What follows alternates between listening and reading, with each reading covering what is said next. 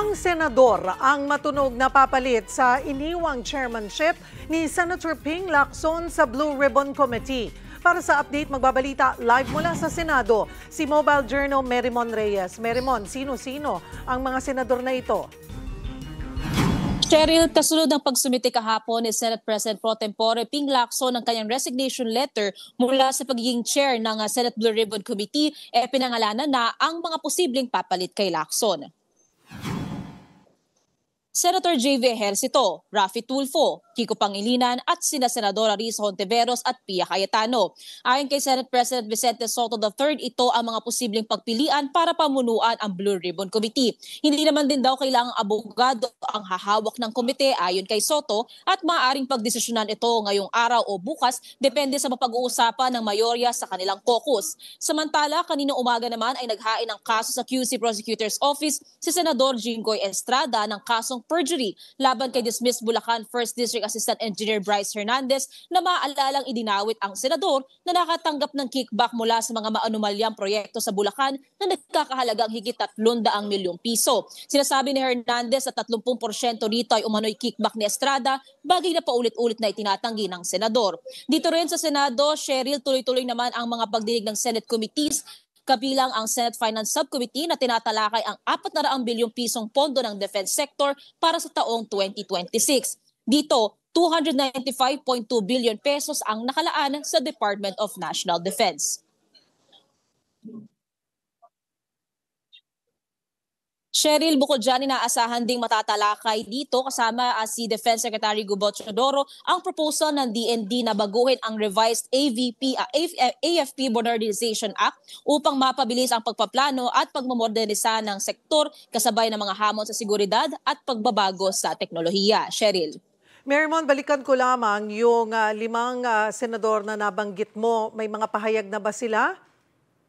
Sa ngayon, Cheryl, wala pa. Maging itong 5, kahapon kasi ang nasabi lang din ni SP Soto, 4 daw na pangalan na nakikita niya mula sa mga senador ang posibleng pagpilian at mag-fill ng big shoes na papalit o susunod dito kay Senator Lacson. Samantala, kanina umaga na kumpirme lang din ng media sa pamamagitan ng isang mensahe dito kay SP Soto kung ito bang lumulutang na 5 pangalan, yung mga panagpipilian nga. At sabi ni SP, totoo raw yan at pag-uusapan din ng mayorya ngayon o kaya naman daw bukas sa kanilang caucus kung sino na nga ba yung maging pinal na papalit at ma-formalize din yan sa session na sunod na gagawin naman ng Senado. Cheryl. Pero sino ba ang pinakamatunog dun sa 5 dyan sa Senado?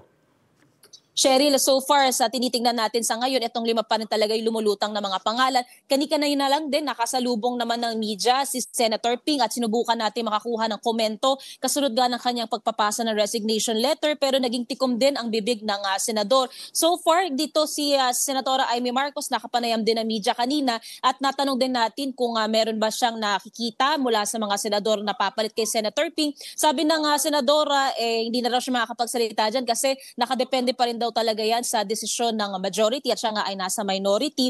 At ipinahiwatig naman kanina ni Senadora Amy na yun nga, hindi na nga raw siya pumupunta sa mga huling pagdinig ng Blue Ribbon dahil nalilito na raw siya sa naging direksyon nito at tila napupunta raw yung atensyon dito raw sa mga senador tas nagiging limitado din daw yung mga kongresista raw na iniimbestigahan. So tinitingnan niya na ngayon kung ano na nga ba yung magiging bagong direksyon ng Blue Ribbon. Cheryl. Naghain din daw, nabanggit mo no, na naghain ng kasong perjury si Senator Jinggoy Estrada laban kay dating DPWH Engineer Bryce Hernandez. So ano talaga yung nagtulak sa kanya na magkaso?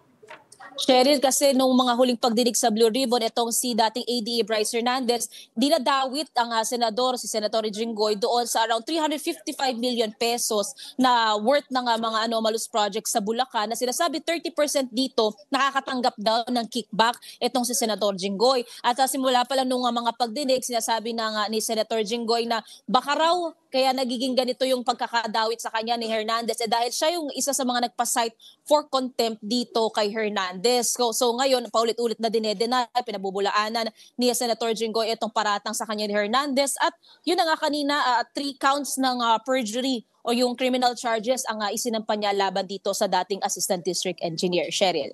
At kumusta ang daloy ng mga hearings ngayong araw dyan sa Senado?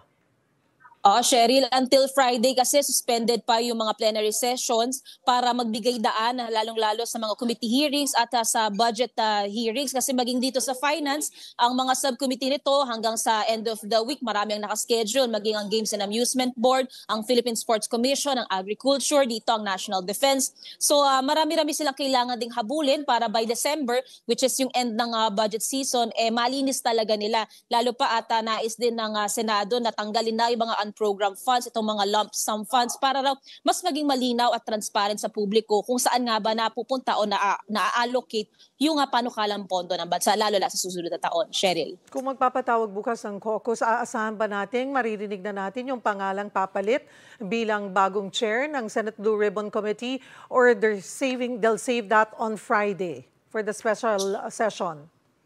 Cheryl, ang sabi ni SP Soto nung natanong ng media kung mapafinalize na ba yan ngayong araw, ang sabi ni SP pwede raw today, pwede rin daw mapag-usapan ngayon, bukas na mapafinalize. So nakadepende pa rin talaga ito sa magiging daloy ng pag-uusap ng mga senador sa majority. Lalo pa may ilang mga senador, halimbawa si Senator Kiko Pangilinan na nais pa sanang manatili si Senator Ping sa kanyang pamumuno bilang Blue Ribbon Committee Chair. Cheryl.